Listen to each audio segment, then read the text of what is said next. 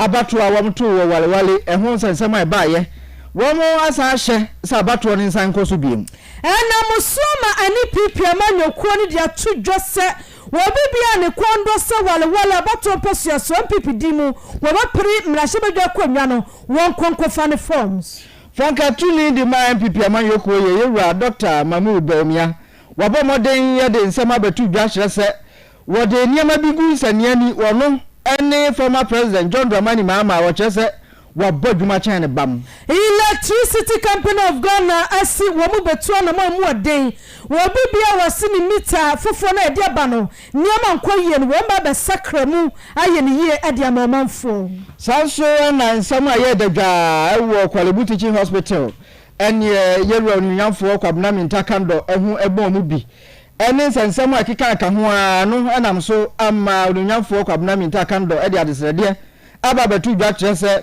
asoye a womhwe apomuden ne ho nsem so hwe na ohaw bia ewo ho ewo Kwalebu aban ya se bia onhwe no mo so ano sasuna immediate pass CEO Edima National Pensions Regulatory Authority was a NPP spokesperson ewo education manifesto onimanya for Hereford attack fee wode atojoba mane achuo se mampanyi abedi achi Dr. Alhaji Mahmoud Bawumia ni hwade hunu ba ko ne se ye shop ahodo ni nyina no obehwe no wasisi dan ahodo o mo ba ombanya bia dam wo asua ade abusua nsam ni bika we mo ho na ye beje brani akenka dia ma osi madua santem ese anwumre no nsia kase ebo atwatro ewo damu mu medin ade obidi hia kwabna redu mene tirimudahima akuya sewa the station the simple all day hot 93.9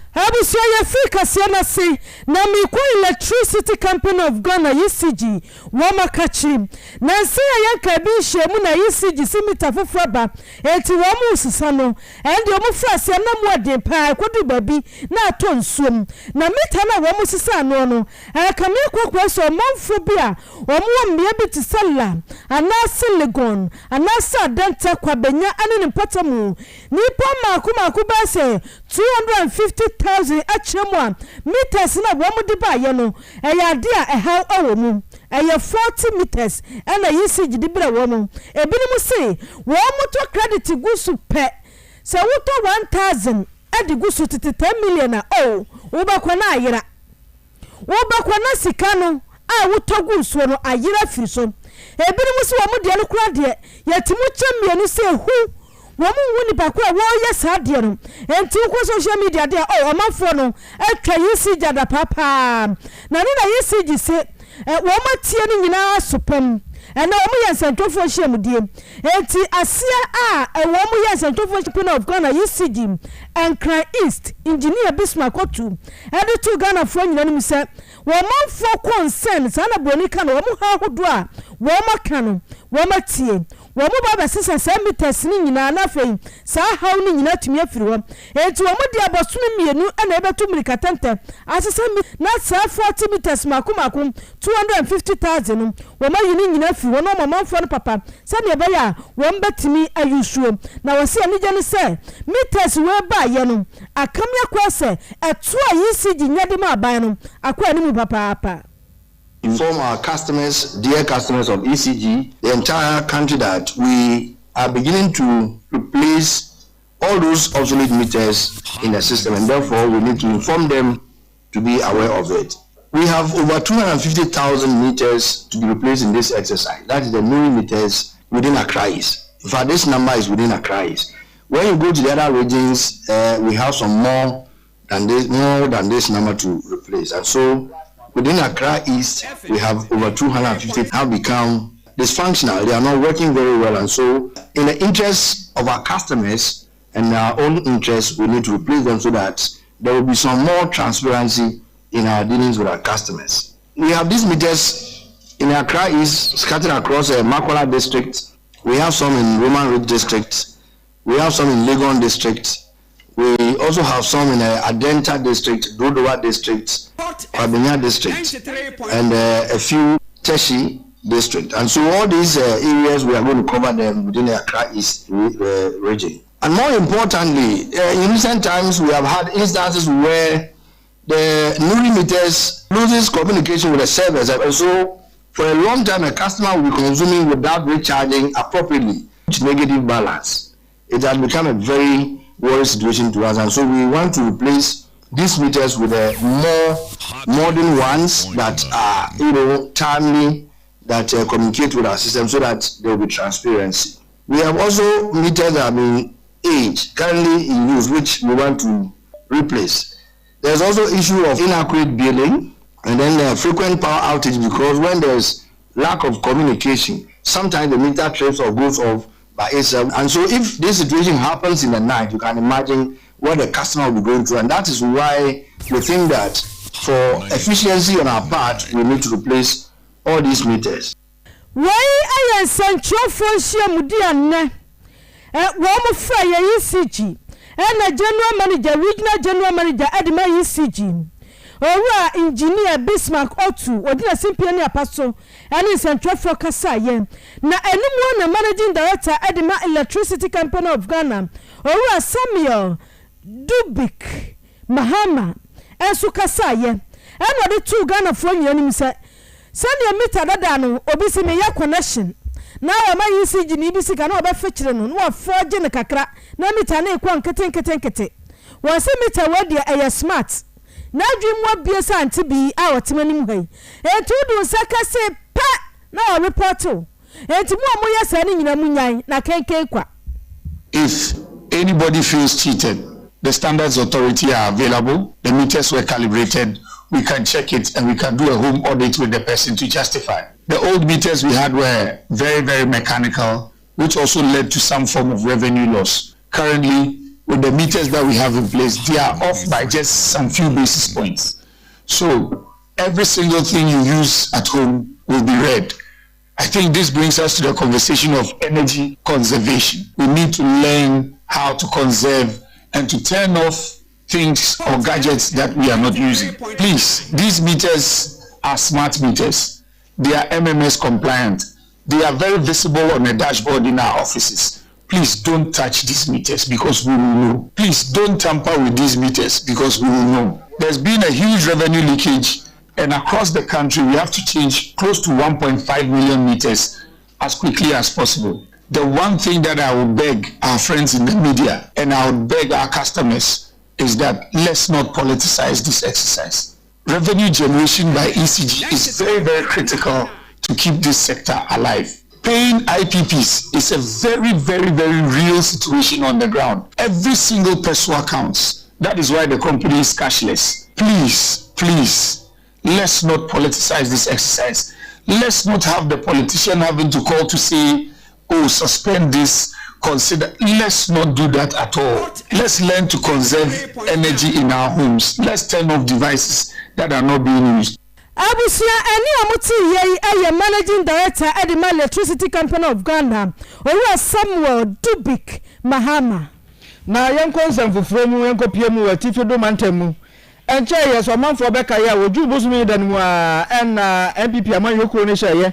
Se MPP amanyokuo na ewo miaye ne abato mpeso so obi anhwe se wobeto na ba na de omfa ne premise no omfanyi enipa obegina mu ese mrahye bedani akonwa no wobepribi amiato no so aba fi abato eni abato no ko so miaye huro bebrebe na de ye dadwa na ho nsam mekopie mu ewo court walewale ene mpota mu na eho abato no eye dadwa enipa mienu a na mentime ho ase bi ekọ wo montem Dr. Kabiru ena afeso so no onyonyamfo hagia lareba wo mienu wo mchese abato no ekọ na wieye no Dr. Kabiru enya emanimu kakra na eben hagia lareba na ne senti no wo mchese wo mbo Dr. Kabiru wedin se wono na adi mu nkonim asem ye daga emane kopie mu Tamale High Court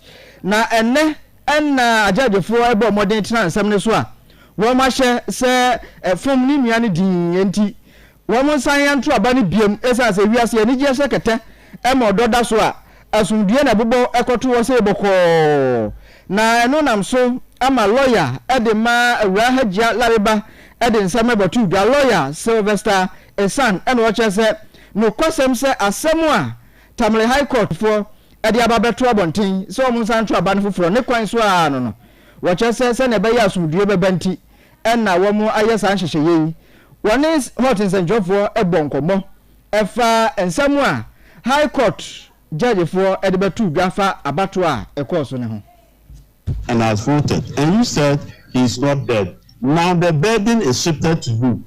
Once you know the delegates and their numbers are on the album, what do? You go and call them to come to court and testify that we are not dead.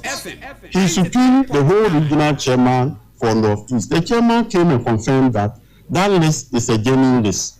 It's really the list of the dead delegates. So now they shifted in the witness box. If I take Kabiru Husseini, Kabiru said it was Hajia who gave him 3,000 to come and vote. In the witness box, he said that no, Hajia didn't distribute any money personally.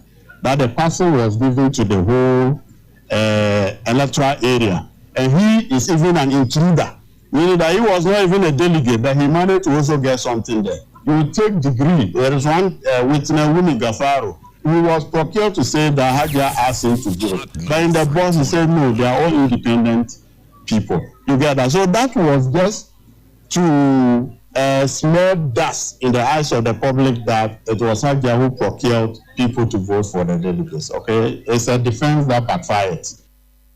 Abusia eni ayeti ye lawyer Sylvester Esan ono ejina mu edema onyanyafo Hajia Lariba eno de nsema tudwa na ajadefo nsemu a wo mo di tudwa na wo mo kyerese atemu na nkasa de wo ma hye se September bosomi de to so du mienu 12 September ena wo mbesi nkonwa na wo makenkan atemu ni nyina e de akere manfo na eno achi ena lawyer Samson Ladi Mahamatia Kabiru edin nsem tudwa na ochese nukreni nani anye atemuafo ni nsem o mo de beto abonten ho kra. The documentary and the telephone conversations that were attached and proving that it was the woman, the plaintiff, who paid. This was the case that they voted for her because she paid them to vote for her. But this is the decision of the court. We will wait until the 12th to get copies of the reasoned judgments and then the records, and then we will advise our clients accordingly. Our client has already indicated is a good sportsman, even though the two who organized the election and also supervised the election didn't come to court. He was forced to be here and he has come to do what he has to do. What I can tell you is that the court said the judgment, reasoned judgment, will be ready on the 12th. Until it's ready and we have read it, we cannot indicate how the court comes by the conclusion that if you go and steal and we catch you stealing, victim of circumstance, the election results have been annulled, which means there's going to be a rerun. Is that not it? So we see how it goes. Lawyer Samson Ladi Ayenini enode nsame tudwa efa walewele MPP primary say course e wo ho ampenifo se ne wo mo nsan yenhye na wo mo Entity party. Wamudi atudwa ba mane akyerem wo se gina ya Tamale. Eye high court asie no. Wamba som. Enti akwanya ba beto Nyankopon ya adoma firi okina ko. Obi amra mafa ne forms na fei. Won fa ne di enko wo mabato bukunum na fei. Wo muntu wo so ba na ne obedi nkunim no. Wa gina MPP di mu mahye bedwa ko nwan wa pre. Forms no ne bo na form. Upasa ukofa forms na fili na udi kwa paadia aya 35,000 Ghana cedis. Na ni ademye amani ya mamu ya mabunu ani sabiobi ya wadi dem wamudi ya 50% off don't come. Anuna ya 17,500 ena abetu ya. Eti wabibia wukondo wadi ya yankase asuma sina chinchina chia wanko. Wabibia wukondo upasa warwale ani pipi amanyokuo uko di mrachebedwa ko nwande ma wo mo no bo mode se ubetimi akwakofa wo forms na fei bibi atimi akwankan ade ama wo enanso mane wo mo pabedwakuo election committee no wo mo hwe atoto niema ama aye bibi atimi akwankan ama wo mato aba ma asundua ba no aye Alhaji Haruna Mohammed wɔn na wɔn ayi no ɔsa chairman titrani ɛna Alhaji Nuruddin Fuseni wɔyɛ vice chairman titrani abɛdi akyire ɛna abusua yɛ to anwumre no si akase ɛbɔ so akɔnsɛm foforɔ mu na frankatuni ɛde ma MPP wɔsoro kokoko amanyokuo yɛ Dr. Mahmood Bawumia na wabɔ mɔden de nsɛm ato dwa kyerɛ sɛ efi sɛ wɔbɛyɛ vice president anaasɛ mampania bɛdi akyire wɔde nneɛma bi egu akwan mu no sese ɛtete bi firi mu ɛfa vice president ya abɛsom ɔman nyinaa twa mu a wɔkyerɛ sɛ wɔno no wɔda nso koraa ɛsan sɛ wɔde former president John Dramani Mahama wɔno nso so abiri bi atwa mu wɔbɛgyina ayɛ ɛsom ɔman sɛ vice president ne ho nsɛm da dwa ɛneɛ wɔkyerɛ sɛ katanse dwim ne pɔyɛ ɛho nsɛm a yɛde fɔrefɔre papa yi ɛyɛ nhwehwɛmu ne nyinaa keka ho bi na wɔno Dr. Mahmood Bawumia deɛ wɔkyerɛ sɛ efi sɛ wɔbɛtena akonnwa so sɛ vice president ɛnya deɛ a obiara bɔ ne dimbɔne ɛwɔ ne dwumadie mu na wɔde nsɛm wɔ nyinaa to dwa wɔ naprɔbɔ a wɔkɔpie mu ɛwɔ awutu sɛnya east abatoɔ mpɛsoa so ɛna wɔde nsɛm ɛkɔto dwa na wɔkyerɛ sɛ nneɛma bi a wɔayɛyɛ w'aban mu sɛ vice president wɔkyerɛ sɛ maako 33 ɛna ɛyɛ nneɛma a wɔkyerɛ sɛ wɔba aban mu wɔno ɛda ne nsɛm a wɔayɛ ɛde ama ɔman yɛneɛ wɔgye bere ɛbobɔ obi so a na wɔde na no di nsɛm aba wieyɛ na ɔkyerɛ sɛ ne santi ɛna ɔde adesrɛdeɛ to Ghanafoɔ anim ɛsɛ ewiase ayɛ bi da wɔ hɔ a nso nyame yɛ nkɔwuram ne santi no Ghanafoɔ nkae no afi abatoɔ na ne korakora no wɔkyerɛ sɛ same sex ne kyerɛ lesbian na face gay ho nsɛnsɛm a yɛ da dwaa ne yɛaka yɛabrɛ nti yɛtwa so wɔkyerɛ sɛ wɔba pɛ saa gay sɛm ne lesbian sɛm no wɔbɛhwɛ na wɔyi ɛde afiri hɔ ne ɔbɛtintim mmara a wɔmatintim dada no wɔde ne nsa bɛhyɛ aseɛ na aba bɛyɛ mmara sɛ obiara mfa ne ho ɛnhyɛ gay anaasɛ lesbian ho nsɛm mu yɛwura Dr. Mahmood Bawumia nsɛm a ɔde to dwa bi ɛnie ebi sinta ɛwɔ Dr. Bawumia o president yɛn tene so baamu yɛ da ebi Quran mo ebi Bible mo ebi yas ɛsaa yi mi kiki mo deɛ yɛn tene so na yɛn tene so until you baamu yɛ yɛn tene so yɛ best defense gyina hɔ pinti no matter what the cost yɛ bɛ gyina hɔ pinti to defend our culture, our society, our religion. Even if even that's what that under my president, so we look at maybe we get the president, we have vice president, or be a dance here, say, Osha Ghana, vice presidents are one. Abusuani ayati ye frankatuni de ma MPP amayoko Dr. Mahmood Bawumia.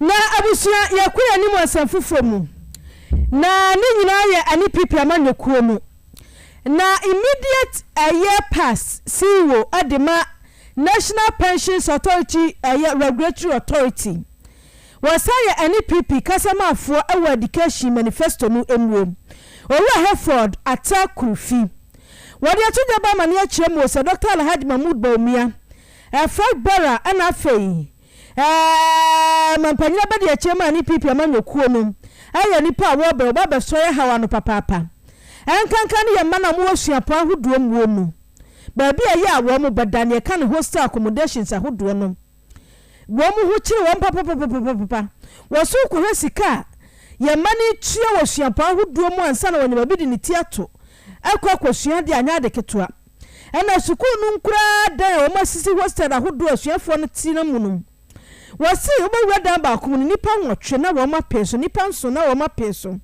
enti Dr. Alhaji Mahmood Bawumia so ba wo de tika bahyem na wasisi dan ahodo wo suapa ahodo mu sane be ya ye man ko suapo a wo mbanya ba bi de wo ti atom wasi sa Ghana ye panipa ba ko baso ye hawa no a eno ani Dr. Edi Nkomo e hot morning drive so eno no manyafo hefo data wo cheche mu sei accommodation your problem. The lecture room number is not a problem, but accommodation, the remember every friend is in school. The traditional house now are all public universities. They don't serve any purpose. We only call university of Ghana. The unit that children made the new. So your whole high matches a ukusua dia won yini bibia and it was free. It's oko universities now. A traditional house. And go have say 8 and 9. And we that down back. No ba estate you need not equity. From second year then what happy. Second year you try 6,000.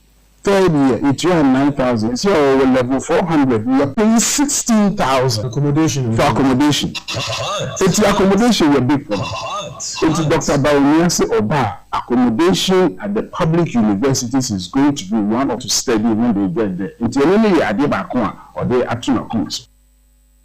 Abusuya wa wi anu wa fancy wa anu wasi scholarship won samsam so de sese anim se ye body don komi ukura sika abanya bi wasi aban ba ani pipi aban no asatena so na Dr. Alhaji Mahmoud Bawumia bedimon panyini pewo ba enso ban sakraye wo mu sane be ya wo bi asefata no ne de be ma no se be nyu bia na de be ma no sa enso be na wo mo bia o mu hia no wo mo se tumi aka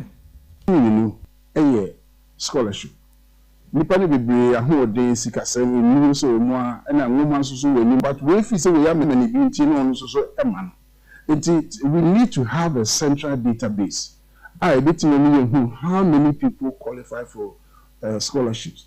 It's what any date of birth is going to be your unique identifier through a central database. Digitalization I can say that digitalization through your Ghana card system. Now we are going to have a central database. Anything I unify scholarship systems equitable. Ani amuti ye immediate passing wo adima National Pension Authority regulatory and as a regulatory authority or sign kasama for wo education manifesto owo Hereford ata akrufi nansan ho ya kakra ekopie mu wo kwalebu aban sabia ni nyina nam minority spokesperson edema Ghana ya promuden ne ho ansem eso mrahye bedwafie onyanfo kwabna minta akando ede ekopie mu ewo kwalebu aban sabia eno won krampuni mantem ha na ni nyina ya nsem a wom chese surgery department ade beto abonten chese woma suspend elective surgery bia ekoso ewo ho ni nyina nam wom fidie bia wom chese emfumso kakra aba hu na wiase ate abisa eni agro no ne santi onyanfo kwabna minta akando ebo modern kopie mu ho ne okonyo no nkwan ne santi won be yewie mu na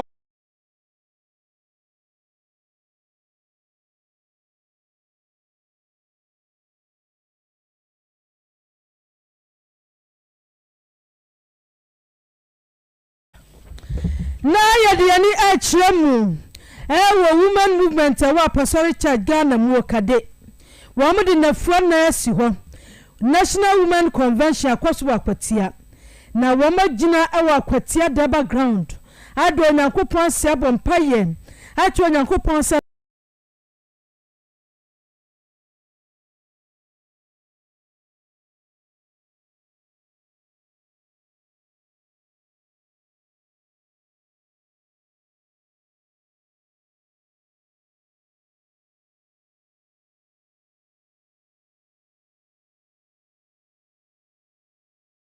Yadonasi.